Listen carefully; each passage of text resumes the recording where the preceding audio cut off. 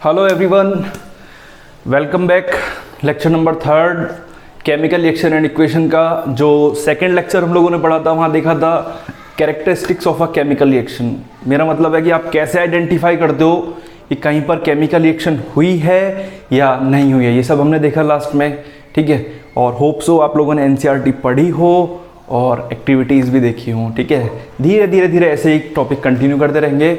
और आज हम लोगों को एक बहुत इंपॉर्टेंट टॉपिक देखना है, balancing of a chemical equation. और उससे पहले एक दो छोटी छोटी सी डेफिनेशंस।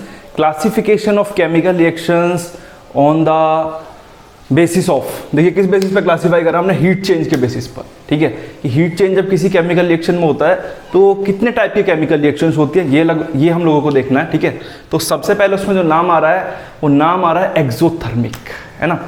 बहुत सिंपल रिएक्शन एक्सो, देखो दो वर्ड है, अभी उसे मत देखिए, इसे देखिए आप पहले। एक्सो, इसको समझिए एग्जिट, निकलना। एग्जिट का मतलब निकलना, निकाल दो बाहर। ठीक है, और आगे वर्ड यूज हो रहा है इसके थर्म। तो बच्चे थर्म का मतलब होता है हीट, है ना। तो बहुत ही सिंपल डेफिनेशन, समझ जाओ क्या हो रहा है। एक्सो का मतलब एग्जिट और थर्म का मतलब हीट, मतलब हीट का रिलीज होना किसी भी केमिकल रिएक्शंस में से, that reaction will be considered as exothermic reaction. और आपका ये आगे भी काम आने वाले, अगर आप केमिस्ट्री लेते हैं 11th और 12th में तो वहाँ भी आपको पता लग, इसके ऊपर थर्मोडायनामिक्स पूरा एक अलग चैप्टर है, एक्सोथर्मिक एंडोथर्मिक, वहाँ पे मिलेगा आपको दोबारा से। ठीक है, तो एक्सो का मतलब होता है एग्जिट, थर्म का मतलब हीट। किसका मतलब ऐसी केमिकल रिएक्शंस जहाँ पर हीट रिलीज होती हो, इवॉल्व होती हो या फिर कहीं लिबरेट होती हो, that reaction is considered as exothermic reaction. Example के लिए कल मैंने एक चेंज इन स्टेट का एग्जाम्पल लिया था, वहां पे लिखा था H2 प्लस O2, दोनों गैसेस में लिया था और प्रोडक्ट में मेरा क्या बना था, H2O लिक्विड। ठीक है, लेकिन उसके साथ में एक चीज मैंने नहीं लिखी थी, वो क्या था, हीट। ठीक है, तो हीट भी लिखा है आज। तो होता क्या है, जब जनरली ये वाली रिएक्शन होती है आपकी, तो जब रिएक्शन होती है तो रिएक्शन होते टाइम क्या होता है, एक हीट भी रिलीज होती है। और जब हीट रिलीज होती है तो ऐसी रिएक्शन को हम लोग क्या कंसिडर करते हैं, एक्सोथर्मिक रिएक्शन। ठीक है, एग्जिट होना हीट का। अब दूसरी जो रिएक्शन है इसका उल्टा कर देना, वहां क्या होगा, एंडोथर्मिक रिएक्शन। एंडोथर्मिक में क्या होगा, ऐसी कोई भी केमिकल रिएक्शन जहां हीट एब्जॉर्ब हो रही हो, मतलब रिएक्शन को कराने के लिए आपको एनर्जी देनी पड़ रही है। ठीक है, हीट का हो या एनर्जी का हो, क्योंकि हम लोग क्या पढ़ते हैं, heat is the form of energy. ठीक है, जहां भी किसी भी केमिकल रिएक्शन को कराने के लिए आपको एनर्जी देनी पड़े तो समझ जाओ वहां पे कौन सी रिएक्शन होगी, एंडोथर्मिक। और जहां रिलीज हो जाए वहां पे कौन सी होगी, एक्सोथर्मिक होगी। ठीक है, तो उसका एग्जांपल लिया, कैल्शियम कार्बोनेट को जब ब्रेक डाउन करते हैं, डिकम्पोज करते हैं, तोड़ते हैं, आगे आने वाला है टाइप्स ऑफ केमिकल रिएक्शन में। ठीक है, तो जब डिकम्पोज करते हैं तो डिकम्पोज करने के लिए क्या देना होता है, एनर्जी देनी पड़ती है। और एनर्जी देनी पड़ती है तो ऐसी रिएक्शन को हम क्या कंसिडर करते हैं, एंडोथर्मिक रिएक्शन। सिंपल सा फंडा, एक्सोथर्मिक जहां हीट रिलीज होती हो, लिबरेट होती हो या इवॉल्व होती हो। ठीक है, और एंडोथर्मिक जहां हीट आप ऐड करते हो, ऐड करने का मतलब दे रहे हो रिएक्शन कराने के लिए। तब भी ना समझ में आए, कभी क्वेश्चन कहते हैं आइडेंटिफाई करने के लिए, identify which one is exothermic और एंडोथर्मिक, तो सीधा सीधा याद रखोगे लेफ्ट हैंड साइड पे हीट लिखा हुआ है, लेफ्ट हैंड साइड पे अगर हीट लिखा हुआ है the reaction should be endothermic, और राइट हैंड साइड पे लिखा हुआ है तो रिएक्शन शुड बी एक्सोथर्मिक। ठीक है, ये हो गया। नेक्स्ट जो टॉपिक है वो है हमारा balancing of a chemical equation, वो देखते हैं हम लोग, बहुत मजेदार टॉपिक है। ठीक है, नोट करिए जल्दी से, हो गया, स्क्रीनशॉट ले लीजिए जल्दी से। ठीक है, 1 2 3 चलो।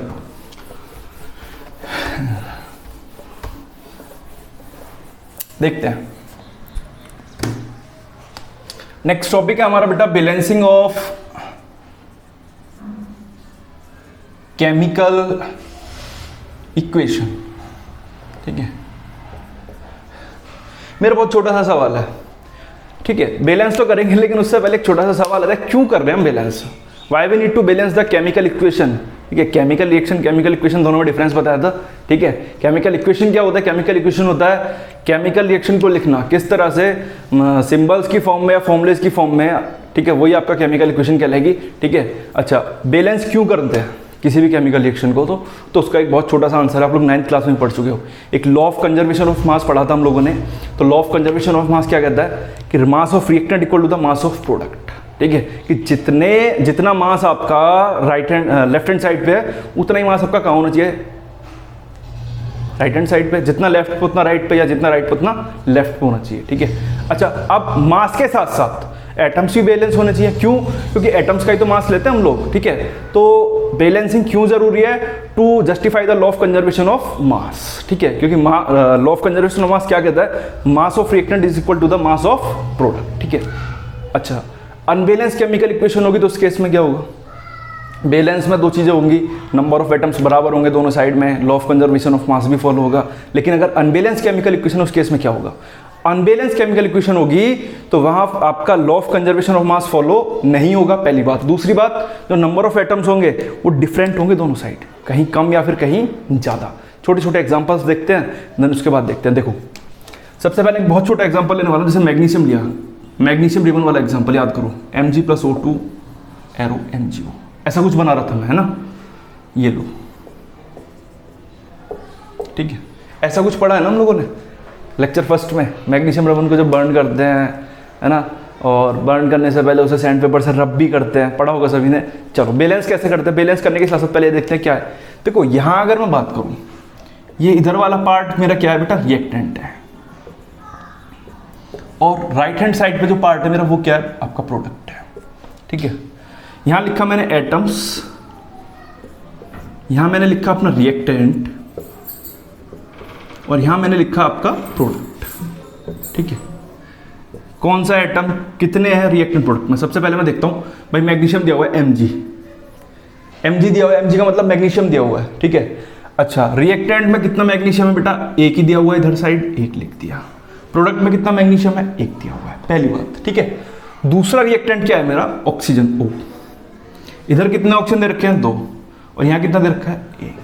तो कहने का मतलब जो रिएक्शन है वो बैलेंस नहीं है। कैसे नहीं है? कि भैया जो रिएक्टेंट है वो दोनों साइड, मैग्नीशियम जो है वो तो एक एक है दोनों साइड, लेकिन जो ऑक्सीजन है वो एक साइड 2 है, एक साइड 1 है।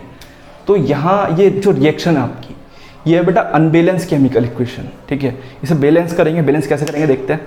कि सर देखिए, प्लस नहीं करना, प्लस माइनस नहीं करना, बस क्या करना है? मल्टीप्लाई और डिवाइड करना आपको, ठीक है। देखो कैसे कैसे करते हैं, बहुत मजेदार है, ठीक है। यहाँ 2 है, यहाँ इसको 1 को 2 बनाना है, तो क्या सर प्लस कर दो? नहीं, प्लस तो में करना ही नहीं है, क्या करना है? मल्टीप्लाई करनी है। तो 1 × 2 कर दिया, क्या आ गया?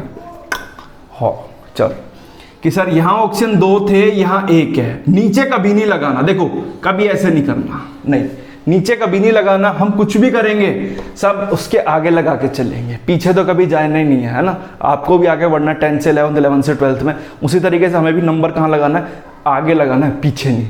अच्छा देखते हैं, यहाँ ऑक्सीजन जो है देखो वो 1 है, यहाँ पे 2 है, तो यहाँ बैलेंस करने में मैंने यहाँ पे लगा दिया 2, ठीक है। अब 2 जैसे ही लगाया तो यहाँ देखा ऑक्सीजन के आगे 2 आ गया, मतलब ये कितने हो गए? 2 हो गए। लो, ये 2 हो गया। हाँ, कि सर एक गड़बड़ हो गई। क्या गड़बड़ हुई? कि प्रोडक्ट में जो मैग्नीशियम है इसके आगे 2 आ गया, तो मैंने कहा लिख दो भाई ये लो 2। कि सर फिर गड़बड़ हो गई। मैंने कहा कैसे? कि सर यहाँ 2 और फिर यहाँ 1 हो गया, तो मैंने कहा कोई बात नहीं, यहाँ भी 2 लगा दो, लो, ठीक है।